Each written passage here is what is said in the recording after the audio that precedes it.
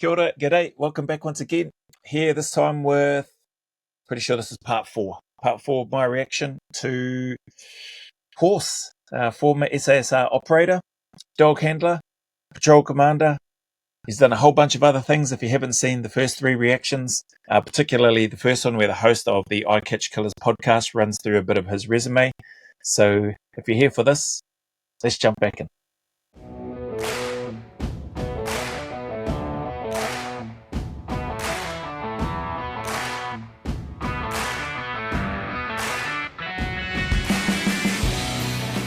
Would be a psychological impact with IEDs, I would imagine.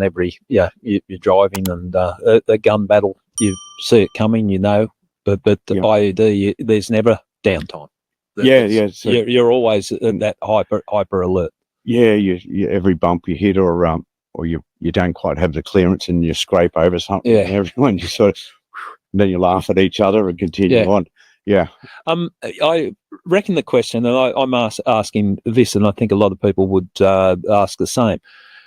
Your first contact when you're downrange and bullets are coming back at you and that, did you know how you were going to react, or did you wonder how you react? Because I hear a lot of people talk about, I wonder how I'll react in that situation.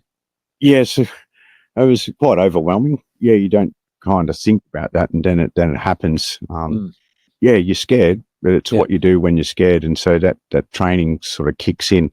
Yep. And then you get after it, and so this is where in the teams it's not about you; it's about the guys to the left and the right of you, and so you get over that initial fear for yourself, and then you step up and do it for the guys around you. Which have you ever seen the magic glasses that can see clearly without glasses? This glasses can not only see far. Yeah, then when you get out of the military, that does become a bit of a problem because you're not doing those things.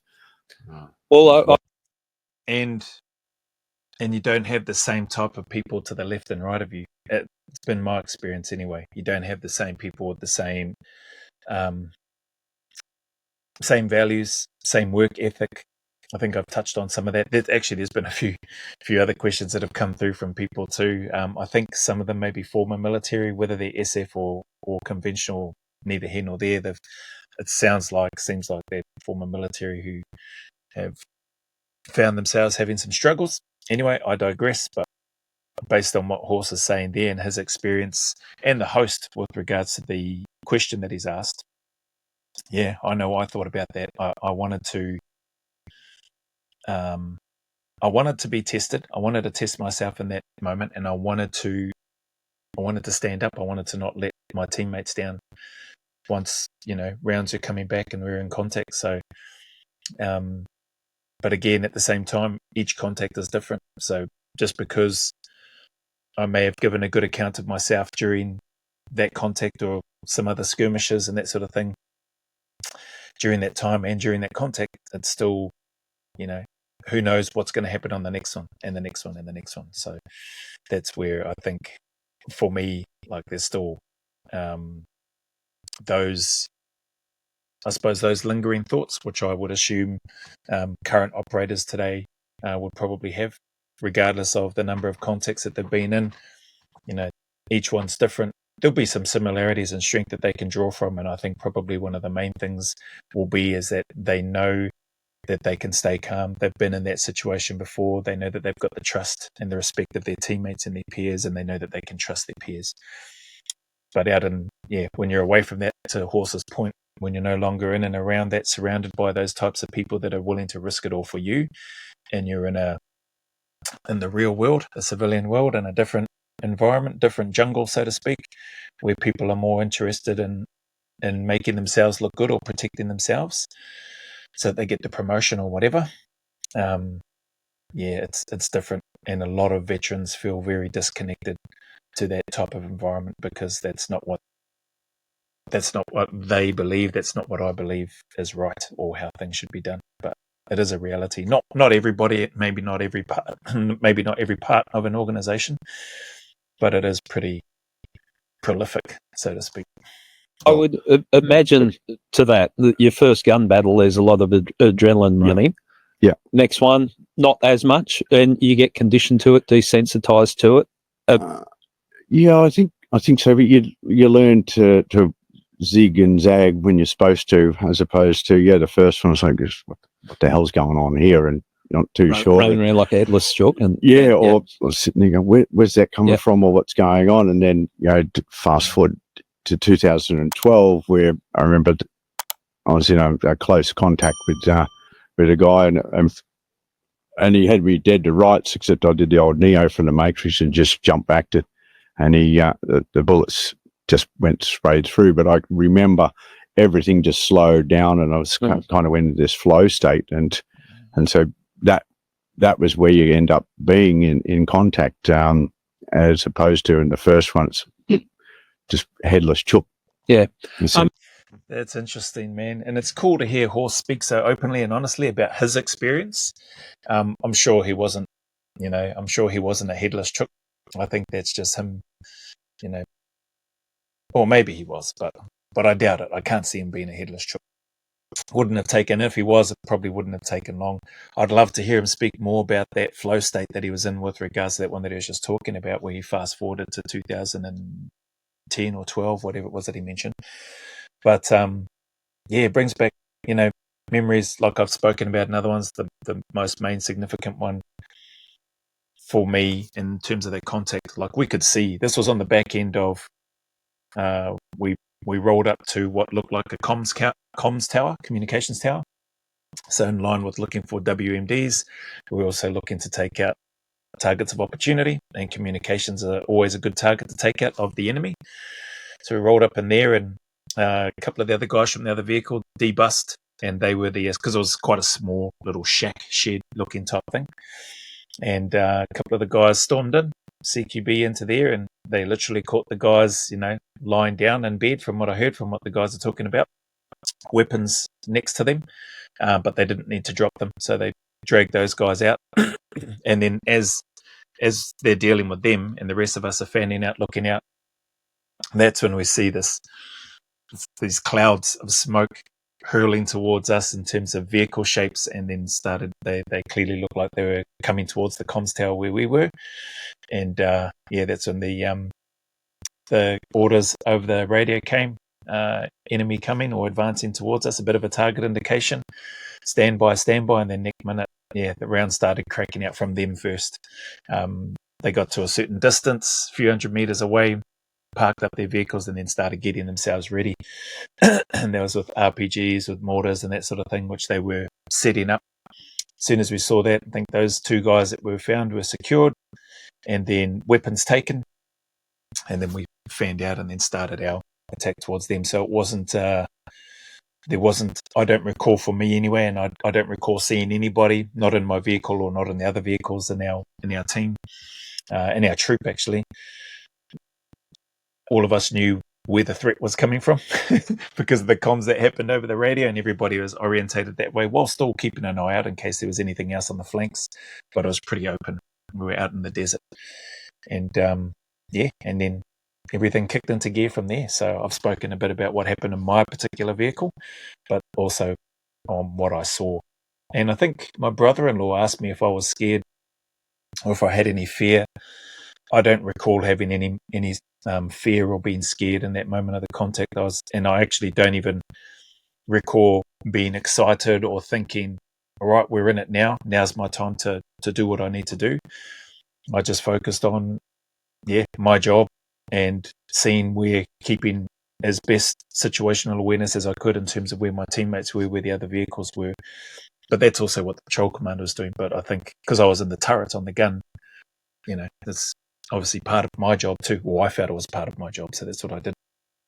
But it was for me, I felt like it was a good experience. I felt like even though I had the major stoppage on the Mark 19, it was good. I had just that much trust and confidence in the other team members that I didn't bother to swing around the 7.62 that I had on the back, mounted on the same turret. Just focused on getting that primary gun going, and I talked about that in some other video a while ago now. Actually, when we talk deployments, how long, if it's not giving away any classified stuff, but how long would you be deployed each deployment? I was 4 to 6 months. Right. Obviously, there's the back-to-back ones in 2007 for me, so it was a little bit longer. Yeah. Yeah. So about 4 months mark, you start to get a little bit weary. Right. So that was perfect. But then you got Americans going away for 12 months, and you got battalions are out there for six months, and so it's you get to that 4 months mark. And I remember even we did the 6 months in Timor. After 4 months, you start to get a little bit jaded and weary, and so losing that edge. And so and that when mistakes are made, where you get to that point. And in that deployment, the average deployment, and I know the nature of the war changed over the years, but you're out and about. It wasn't sitting around for 4 months and you get one outside the gates. You're going out all the time. No, we're constantly hunting. Yeah. And so as you come back, deservice, reservice, and then start getting ready for the next job.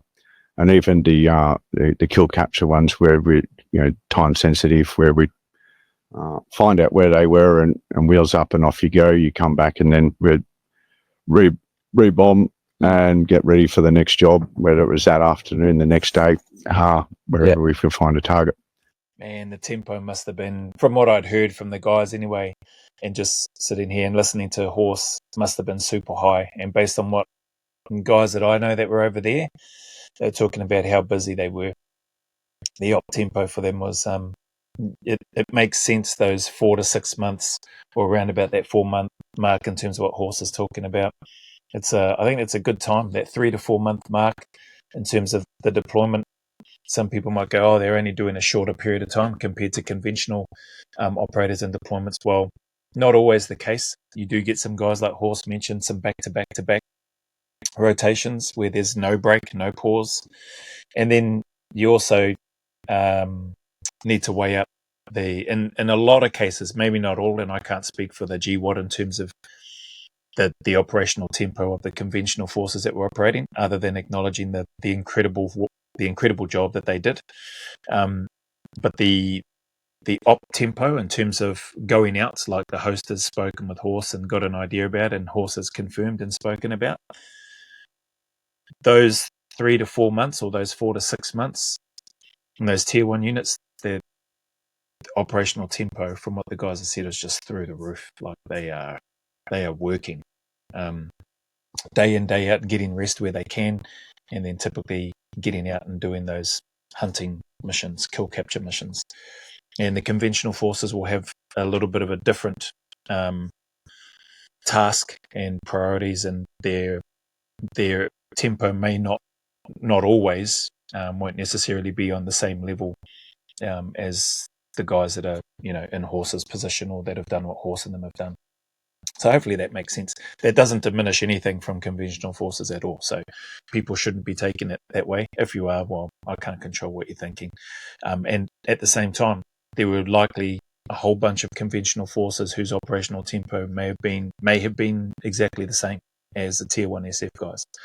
I'd be surprised if there was, but hey, there may have been. So nothing but respect for anybody that was over there serving during that time. You too. Spike, get over here. Get over here and sit down and don't embarrass me. I think that's their dogs. His dog, his name is Spike, and I think Horse's dog is Preston, from memory, from the first reaction that I did. Heel. Come here. Sit. Okay. It's all right. No. Seem like a good idea. Yeah. On dogs, don't they? Yeah. Big brown eyes stares at me. Okay, so that's you're out and about, and I think that's why I would encourage people to have a look at this film, because I think there's a misconception of what happens over there, and they say, going to war, but you guys were at it the whole time. Well, even early days, 2007. I was actually kicked off to the commandos because my OC said I don't have any use for dogs, and I went to the commandos, which that company that was there at the time was my old peer group from when I went to Timor with them, and so they were all now next level up, and so big shout out to those guys for taking me on and helping develop the capability, because that was still early days. And Wow, that's awesome. I'll say, great shout out from Horse to the commandos for that, and helping to, sounds like they help to develop and embed and establish the dog capability. Far out. It's interesting. The OC, I think he said the OC from the regiment sent him to commandos, kicked him over to commandos. Interesting. And because I was the only dog handler, well, we were out in the desert for a few weeks, manoeuvring around, and each night we would do a hit, and then sometimes there'd be one during the day. So one platoon would go out down and do the job, while the other stayed in Overwatch. But I would flip flop between platoons, and so me and my dog did I think 16 hits in 14 days. Wow. Yeah. We're a little bit buggered after that. Yeah, it has to take its toll. Yeah. With the dogs, tell me how they're used and in that type of environment. So in the early days, we didn't really know what we were doing, because we went and did an Air Force dog handler course, and so came back. Yeah, I was just going to say, we had dogs in Timor, but we had Air Force dog handlers attached and embedded with our patrols, with Recce Platoon anyway. And they had German Shepherd dogs were the dogs that they had, or the ones that we saw anyway, and the ones that we had with our patrol. Good guys, good dogs. But yeah, I'm glad he's getting into this, so be interested to hear more. How do we use it in special forces? And so played around with it, but eventually, as the capability matured, we would use them out in front of the teams as an early warning when we're moving through complex terrain. So to give an example of people that don't understand, you're out with how many in a unit, and just roughly? Probably 20 of us. Okay, so you got the dog out front. Yep. Yeah. So in vegetation, so we can't see through it, but their sensors can hear and smell. Yeah. Detect the enemy or any explosives that may be out there. So they'll give a change in behaviour on that. And that's what I'm after. And when you're working with a dog, you pick up on that change of behaviour. It might be the ears prick up or whatever. Yeah, they'll give a definite change in behaviour. They'll duck off chasing something. Yeah. And actually, other guys, as we got used to working with the teams, they would be able to go, "Hey, I think your dog's onto something here." So everybody started to really get into that space with the animals as we got more familiar and started to know what we were doing too. It's cool to hear, and not surprising that there's a term that gets used in the tracking environment, and a period of time when you're going into the bush doing your close country tracking and that sort of thing, called tuning in. So just spending time in the bush, tuning into the environment, the sights, the sounds, the smells, the temperature, everything in and around it, your teammates that you're in the bush with, and just getting accustomed to the environment. And so those types of things, you do that anywhere, whether it's in the desert, whether it's in close country, wherever, but getting attuned to the environment, and then your team members, your teammates, and the dog being a teammate, a team member of the patrol, you start to pick up on people's movements, how individuals move, and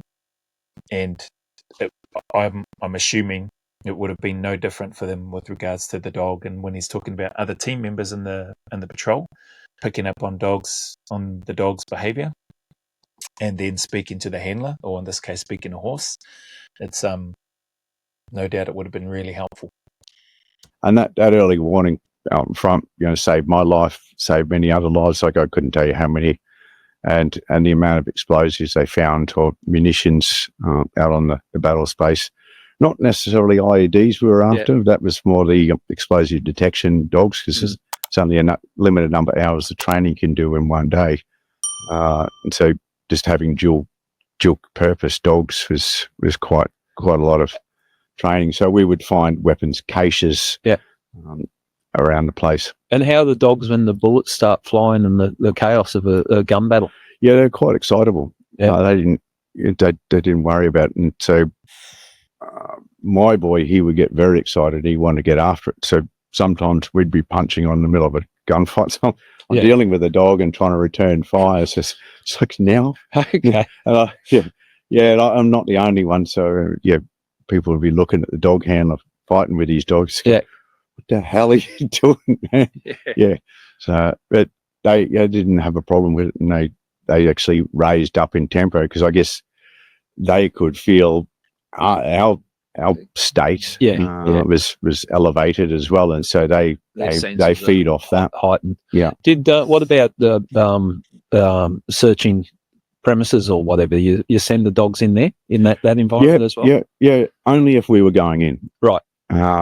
Obviously, if we found an empty compound, we had the dogs where could find explosives. So there's an empty compound, there's nobody in there in a suspect area. Well, potentially that's got IEDs and stuff like that in there. So we might lower the dogs over the wall and send them around with a camera. And we did find some explosives in some places, and then we'd pull the dog back out and tell the EOD, explosive ordnance detection guys or disposal guys, to there's something in that compound there. It's secure. There's no enemy in there. Yeah. It's all yours, boys. We're going to be standing back 100 meters. Yeah. And that's the other thing. Whenever I had a change of behaviour in my dog, I would recall him. And you would have one dog. You were the dog's handler, so the dog didn't share handlers. You and the dog were the unit. That's it. Yeah. And when you got promoted, potentially your dog would be passed on to somebody else if he's still operating. And then when it came to retirement age for the dog, the primary handler would have first dibs. But if your home life or whatever wasn't able to accommodate a dog, then it would go to the second handler. Somebody would always pick those dogs up and take them home if we deemed them suitable. That's awesome. I love that. Yeah, that's fantastic. I don't have a dog. I'd love to, but where we are, can't have one right now. But growing up with a dog or the animals, I love the dog. My mum had a cat, and she still has cats, but I haven't had a dog for a long time. My wife never grew up with dogs and animals and has had no time for them. But I'm at the stage where, like, if we were still in our own place in Perth, which we still have, I would have got one by now. But looking forward to the day. But I just love the fact that the primary handler got first, option to have the dogs, because I can only imagine the bond and the connection that's been made. That would be so super hard, if you're getting promoted and then handing the dog on to another handler. I think that'd be hard anyway. Not that I've had to go through that anyway. One dog, Rex, he's a little bit too loose, and I still got a big scar on my arm here. Piece out here. He won the first round, but I got over the top of it. I got probably what you call a standing 8 count, but came back for the second round. I got him, but actually we had a really good relationship after that. But he was just too loose for us to deem him suitable for retirement. The dogs, and I think he's actually been stuffed, and he's in the museum at SAS. Oh, right. Okay. Now, so. Well, there's that bond with the dogs, isn't there? And I know, with their casualties, it hits home very hard.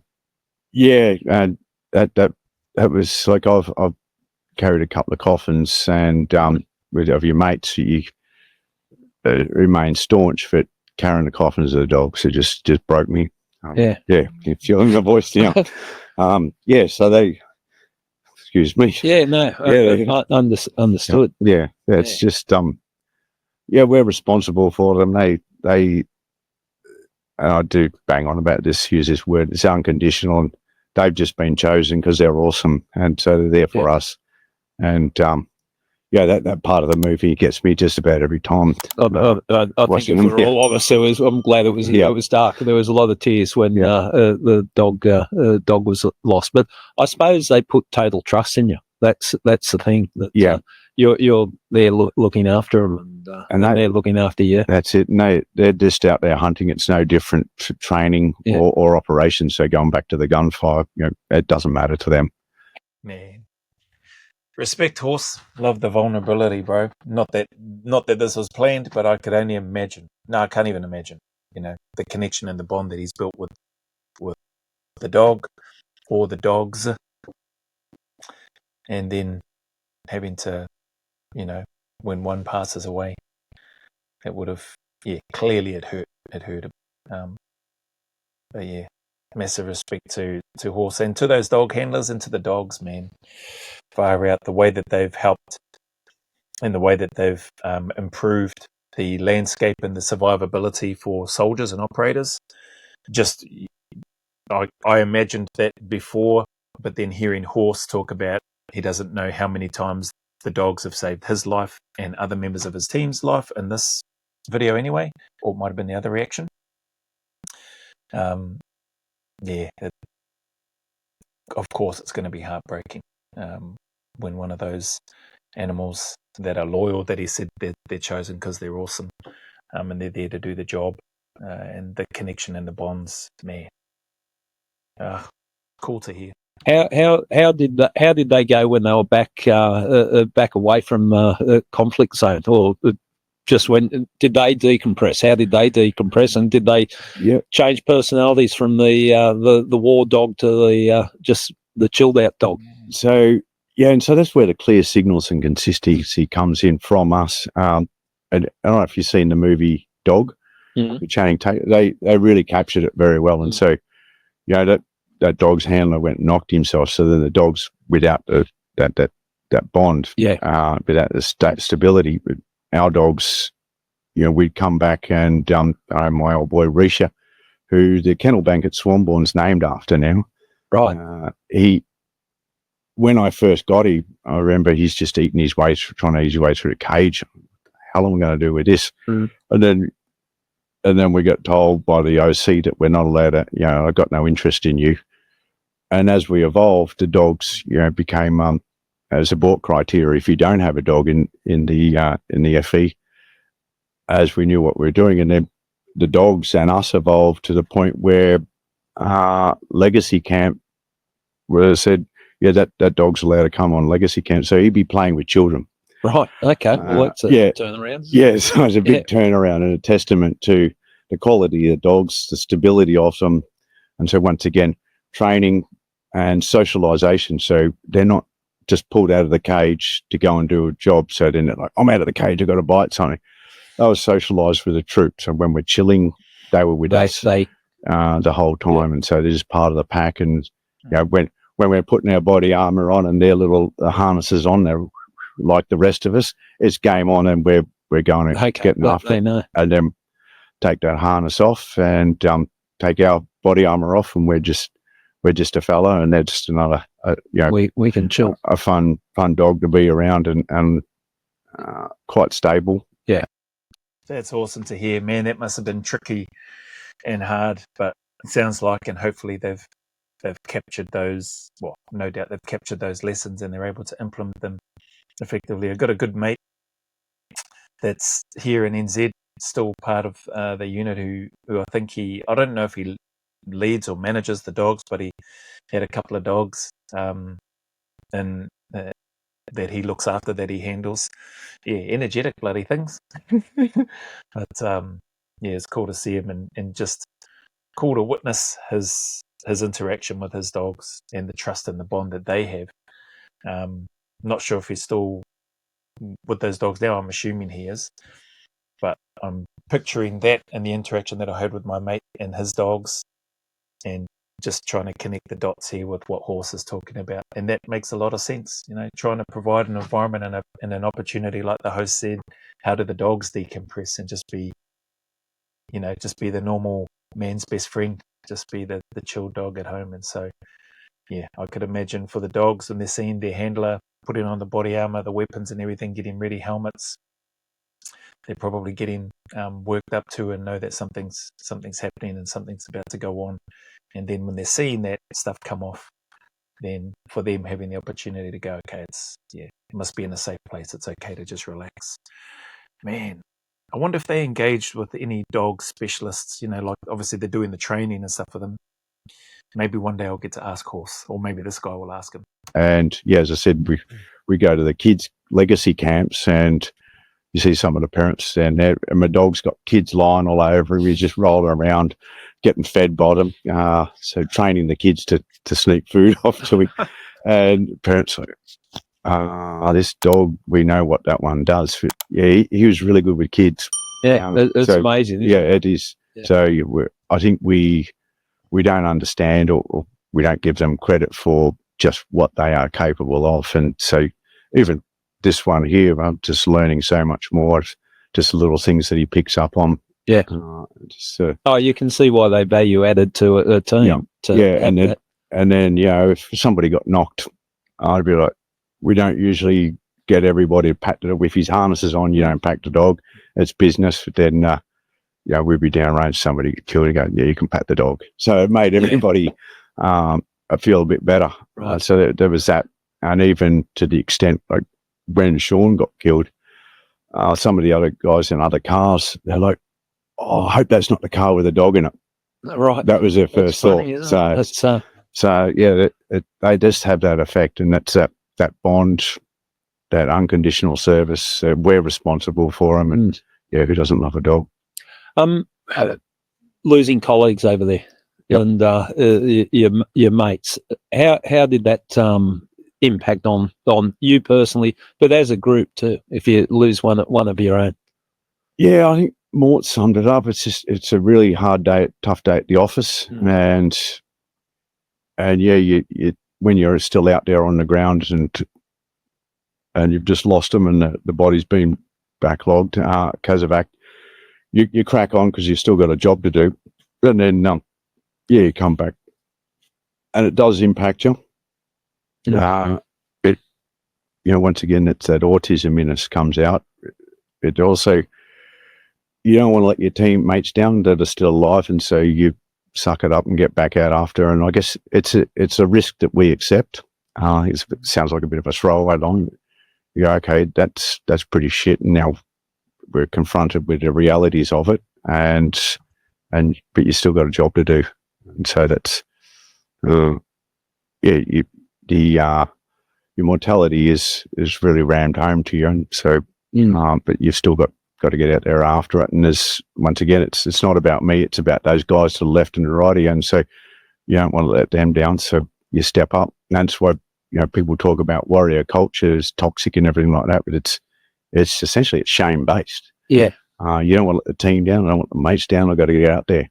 And that's really what drove me to create the dog capability. It's never worked with children or animals for spec ops. I'm working with both. So, it's interesting, like you say, shame based, and you wouldn't think that would be part of it. But I understand, like in tactical policing, when I was doing jobs in tactical policing, I wasn't going in scared about being injured. You're going in worried that you might do the wrong thing. Yeah, like that. Yep. That was a greater fear than okay. Well, if you got injured and it went shit, that's acceptable. But what wouldn't have been acceptable if you went in there and stuffed up or let your mate down? Yeah. It's a funny thing that drives people, isn't it? And I think if we had a little bit more of that warrior culture in society, it would probably be a little bit of a better place. And actually, I believe that it would make coming home a lot easier, because you've got, we know what we talk about when we say somebody's got no shame. Yeah.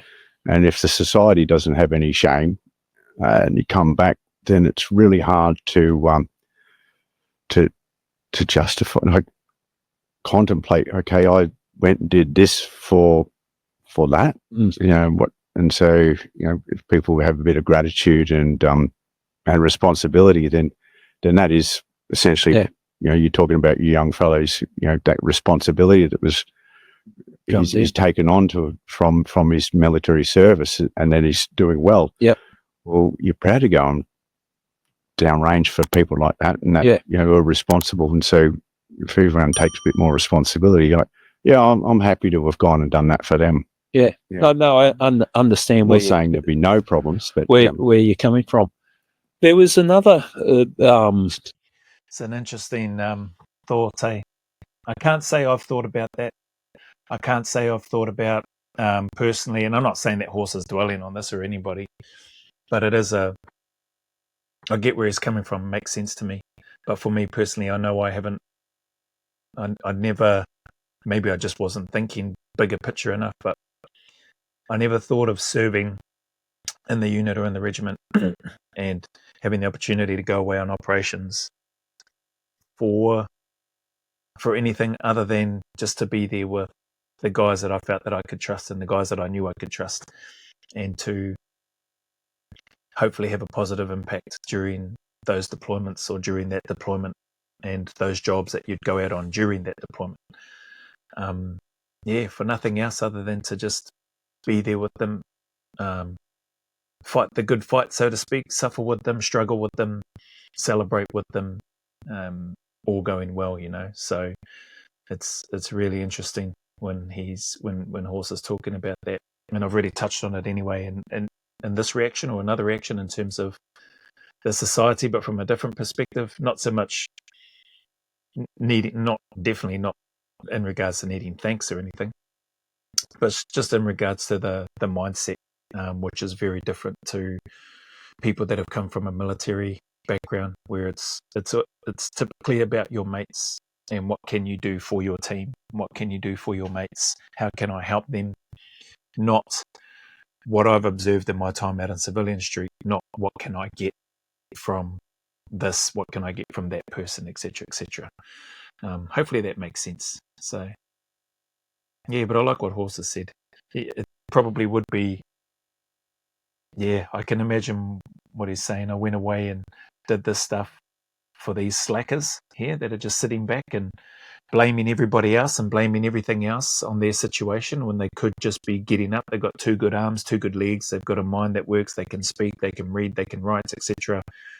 Nothing stopping them. They can get up and, get after whatever it is that they want to do. It might take some time. It might not happen in their schedule, but they 100% can put in the work and get there if they want to. So I can understand where he's coming from with regards to that, whereby you might have people that are just unwilling to do that. Anyway. And it came up with the war crime allegations, and it played out in media, and they're talking about, and there was films of you guys debriefing or de-stressing at the Fat Lady's Spa, and that issue was addressed in the documentary, and I think it put it in perspective.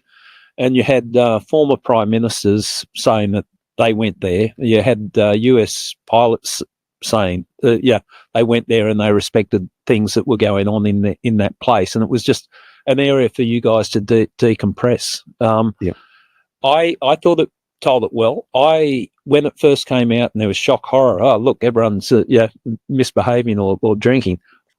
You got to see how police unwind after a stressful job. Yeah, and if the cameras were on us, taken out of context, it'd look terrible and shameful. But I think it was explained very well. And for the life of me, I can't see how people can judge people de-stressing when you're gone out there serving the country, following orders. You can't say, no, I'm not going out tonight or whatever.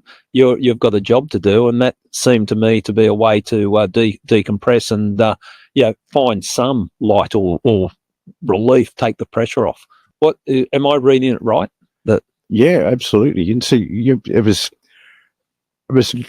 a little inner sanctum that we had, that safe space where you could just unwind and whatever. Not so much of a safe space or inner sanctum with smartphones and everything these days, I'm guessing. I'm not sure I don't know the footage, and I haven't seen the footage of whatever it is that they're talking about, Fat Lady's Arms or whatever the name of the bar was. But I can imagine in terms of guys getting together, having a drink, relaxing, unwinding, gas bagging, talking about stuff. And I'm pleased to hear the host talk about, police sounds like they do something similar, and that's their way of unwinding with regards to what they've been through and difficult jobs and the hard job that they have. So, anyway. Whatever went on outside the wire, you could have a chat about it and find a lighter side in it and have over a few beers and just decompress and then crack on. I mean, I'll say this in the film. It's like everybody does this on a Friday, Saturday night every week. And they just got office jobs, or they're talking about the trials and tribulations that went on at work. And so it's culturally, it's a thing, and it's a thing everybody does. And so we just happen to do it downrange. That's a really good point. I've heard of, and I've been a part of, and I've seen, and I've been invited to. When it come to Friday night drinks, we're going out this weekend. I've usually always said no since I've been out of the military, because it's like, well, I don't drink anyway, and I'd rather just go home to my family. So, or I'm like, well, no, I've got to train. I'm going to go do my training, then I'll go home to my family. So it's yeah, he's right. It is a thing. It's been around for a long time, and it's going to continue to be around, regardless of whether you're a soldier or whether you're a corporate civilian.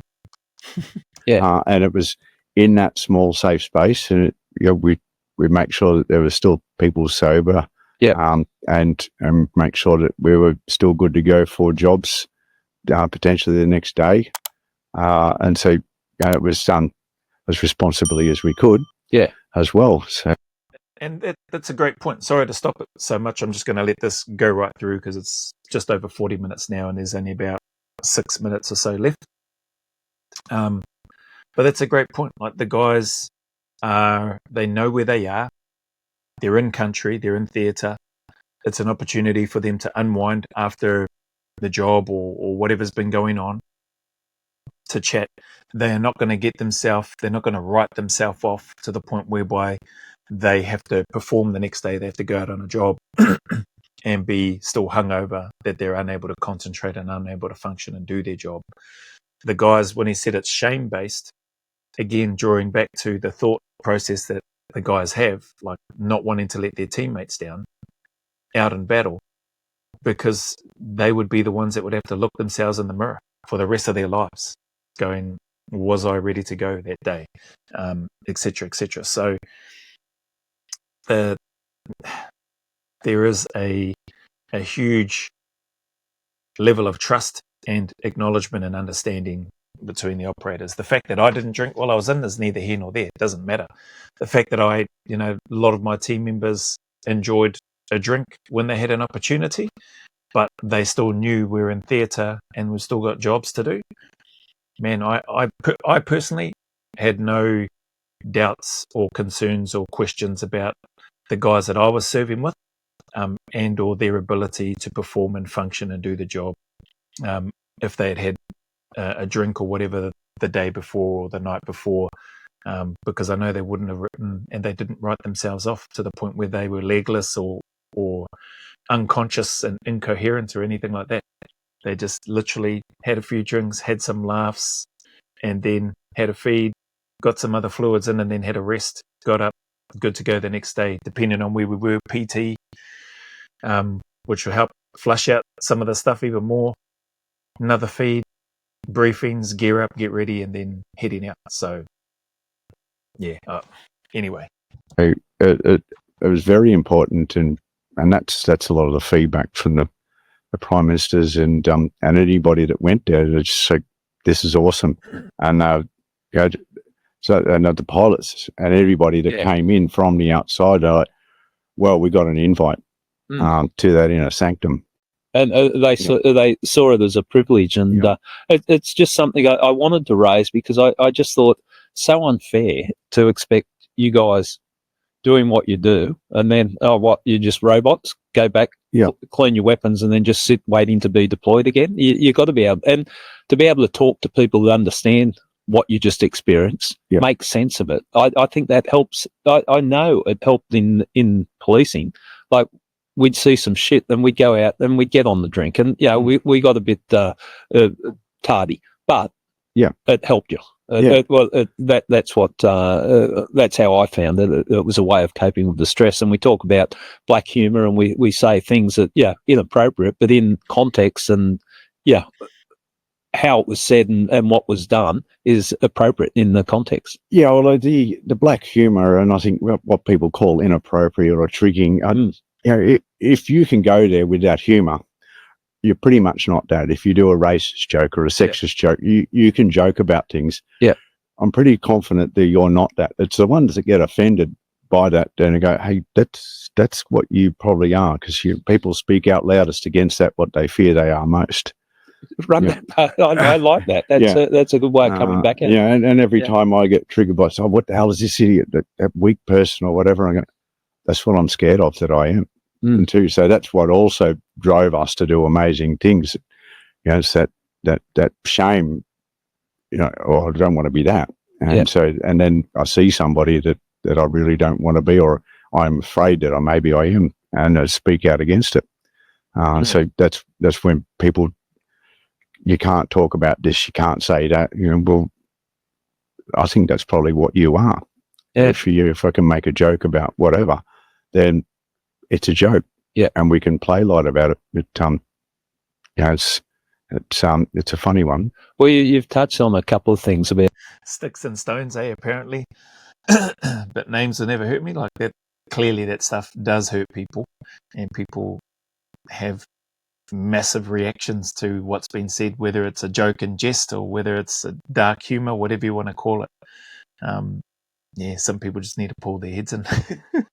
Society would be better off if we were this and that, and it really is. It seems to me like the pendulum has swung so far; it just needs a reset to accountability and all sorts of things that and responsibility, and referencing him back to a young fella going into the army and having values instilled and sense of responsibility and purpose. I think that it's crying out for it. Well, I think what we're seeing is it's a lot of the end of empires criteria, like symptoms. So, the neglect of military, the descent into hedonism and plenty and entitlement.